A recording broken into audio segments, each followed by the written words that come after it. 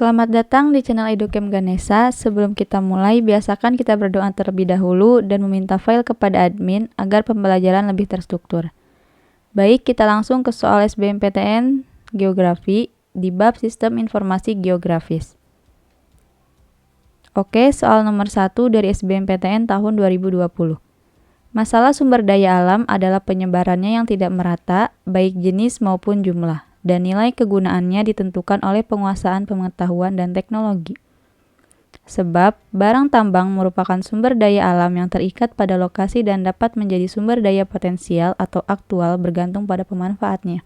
Hubungan pernyataan di atas yang benar adalah A. Pernyataan benar, alasan benar, keduanya menunjukkan hubungan sebab akibat. B. Pernyataan benar, alasan benar, namun keduanya tidak menunjukkan hubungan sebab akibat. C. Pernyataan benar dan alasan salah. D. Pernyataan salah dan alasan benar. E. Pernyataan dan alasan keduanya salah. Oke, saya beri waktu 5 detik untuk teman-teman menjawab. Baik, jawaban yang benar adalah A. Pernyataan dan alasan benar, dan keduanya pun menunjukkan hubungan sebab akibat. Karena pemanfaatan barang tambang berkaitan dengan penguasaan iptek. Oke, kita langsung ke nomor 2 dari SBMPTN tahun 2019. Perhatikan pernyataan berikut. 1. Jumlah cadangan terbatas. 2. Sebaran tidak merata. 3. Pembentukannya berlangsung lama. 4. Antisipasi pertumbuhan kebutuhan. Pengendalian eksploitasi sumber daya alam tak terbarukan di Indonesia perlu digalakkan karena A. 1, 2, dan 3 benar. B. 1 dan 3 benar. C. 2 dan 4 benar. D. 4 saja. E. Semua jawaban benar. Oke, saya berikan lagi waktu 5 detik untuk teman-teman menjawab.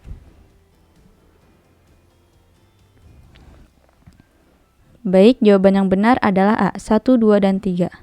Karena pembangunan berkelanjutan SDA yang tidak terbarukan adalah sumber daya alam yang dapat habis dan atau memerlukan waktu yang sangat lama, puluhan juta tahun tepatnya. Itu untuk dapat terbarukan. Jadi, pengendalian eksploitasi SDA harus digalakkan karena jumlah cadangannya terbatas, sebaran tidak merata, dan pembentukannya berlangsung lama. Oke, kita langsung ke soal nomor 3 dari SBMPTN tahun 2016. Pemanfaatan Sistem Informasi Geografis atau SIG untuk kepentingan militer lebih dipicu oleh kemampuan sistem dalam mengolah data. A. Ketinggian dan letak suatu tempat. B. Status dan penggunaan tanah. C. Kepadatan penduduk rendah. D. Penduduk multietnik. E. Pertumbuhan penduduk rendah. Oke, diberikan lagi waktu 5 detik untuk teman-teman menjawab.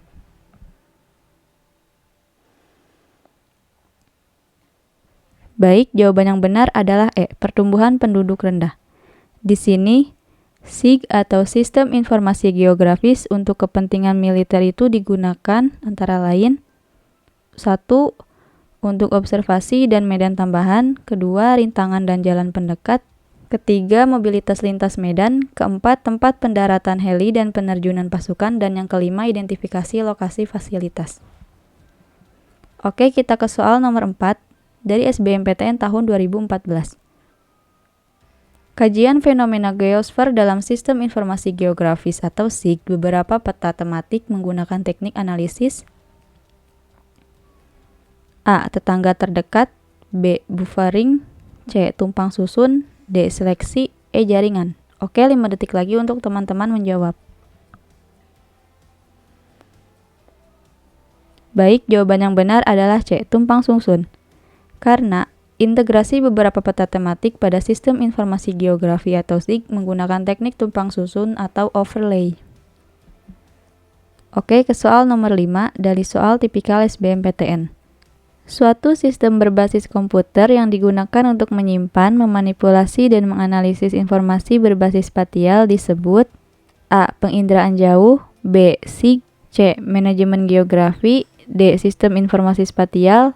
E. Analisis spasial. Oke, 5 detik lagi untuk teman-teman menjawab. Baik, jawaban yang benar adalah SIG.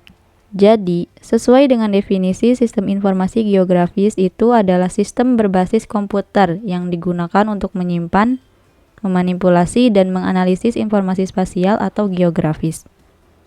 Oke, kita ke soal nomor 6. dari soal tipikal SBMPTN. Di bawah ini yang tidak termasuk kajian pemanfaatan SIG adalah A. Kajian tentang bahaya banjir, B. Kajian tentang wilayah gempa tektonik, C. Kajian tentang tata ruang, D. Kajian tentang jenis tanah, E. Kajian tentang bahaya erosi. Oke, diberikan lagi waktu 5 detik untuk teman-teman menjawab.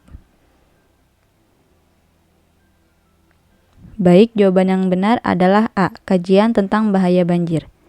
Di sini yang termasuk kajian pemanfaatan SIG adalah 1. Kajian tentang inventarisasi sumber daya alam, kedua kajian tentang wilayah gempa tektonik, ketiga kajian tentang tata ruang, yang keempat kajian tentang tata jenis tanah, yang kelima kajian tentang perencanaan wilayah. Jadi yang bukan adalah kajian tentang bahaya banjir. Oke, ke soal nomor 7 dari soal tipikal SBMPTN. Alat yang digunakan untuk mencetak peta ukuran besar disebut A. Printer, B. Plotter, C. CPU, D. VDU, E. Storage. Oke, diberikan lagi waktu 5 detik untuk teman-teman menjawab. Baik, jawaban yang benar adalah B. Plotter, karena alat yang digunakan untuk mencetak peta ukuran besar disebut dengan plotter. Oke, kita ke soal nomor 8 dari soal tipikal SBMPTN.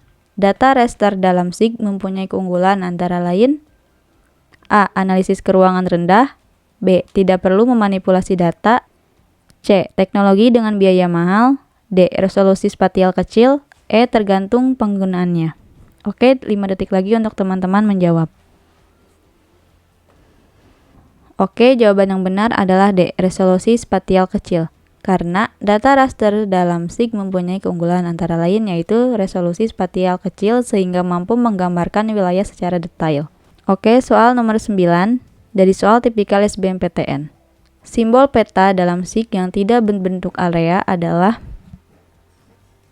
A. Daerah, B. Hutan, C. Negara, D. Sungai, dan E. Sawah. Oke, saya berikan lagi waktu 5 detik untuk teman-teman menjawab. Jadi, negara simbol peta pada SIG yang tidak berbentuk area karena hanya berbentuk titik. Oke, kita lanjut ke soal nomor 10 dari soal tipikal SBMPTN. Analisis dalam SIG untuk daerah aliran sungai adalah A. Sebaran, B. Geometri, C. Tumpang tindih, D. Aliran, E. Aritmatik. Oke, saya berikan waktu 5 detik untuk teman-teman menjawab. Baik, jawaban yang benar adalah B. Geometri. Di sini, analisis dalam SIG itu terbagi menjadi 4. Yang pertama, analisis aliran atau flow untuk mengetahui mutu jaringan dalam pola aliran. Yang kedua, analisis overload untuk mengetahui batas waktu ke waktu. Yang ketiga, analisis tumpang tindih atau overlay untuk analisis daerah yang memiliki tema yang berbeda. Dan yang keempat, analisis distribusi untuk mengetahui persebaran sesuatu. Oke, ke soal nomor 11 dari soal tipikal SBMPTN. Sumber data SIG dengan cara mendatangi langsung pada objeknya disebut A. Data penginderaan jauh, B. Data monogram, C. Data primer, D. Data terestris, E. Data peta. Oke, 5 detik lagi untuk teman-teman menjawab. Baik, jawaban yang benar adalah D. Data terestris. Oke, di sini cukup jelas ya jawabannya, jadi kita langsung saja ke soal nomor 12 dari soal tipikal SBMPTN. Berikut yang bukan subsistem komponen pokok SIG adalah A. Data pengelolaan, B. Data analisis, C. Data aplikasi, D. Data masukan, E. Data manipulasi. Oke, 5 detik lagi untuk teman-teman menjawab.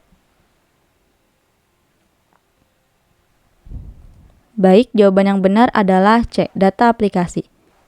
Sebenarnya, subsistem komponen pokok SIG itu terdiri dari 4.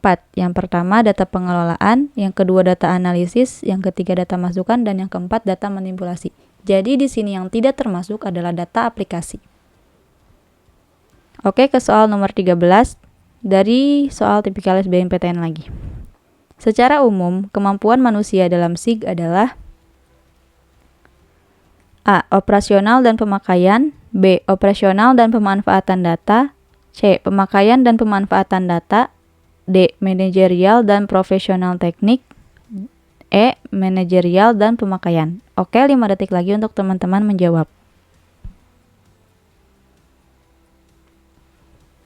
Baik, jawaban yang benar adalah D. Manajerial dan profesional teknik. Di sini, secara umum kemampuan manusia dalam SIG itu adalah operasional, manajerial, dan profesional teknik. Oke, kita lanjut ke soal nomor 14 dari soal tipikal SBMPTN. Data yang dihasilkan penginderaan jauh merupakan titik-titik bagi SIG. A. Output. B. Data dasar. C. Sumber data. D. Data tambahan. E. Data sampingan. Oke, saya berikan waktu 5 detik lagi untuk teman-teman menjawab. Baik, jawaban yang benar adalah B. Data dasar. Karena data yang dihasilkan penginderaan jauh merupakan data dasar bagi SIG.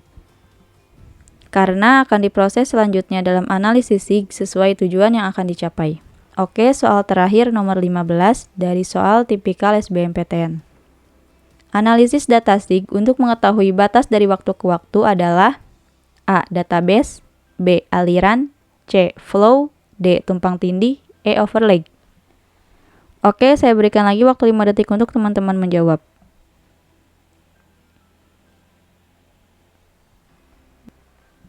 Baik, jawaban yang benar adalah E. Overlay. Jadi, analisis overlay adalah analisis data SIG untuk mengetahui batas dari waktu ke waktu. Misalnya perubahan lahan tahun 2000 dengan tahun 2010.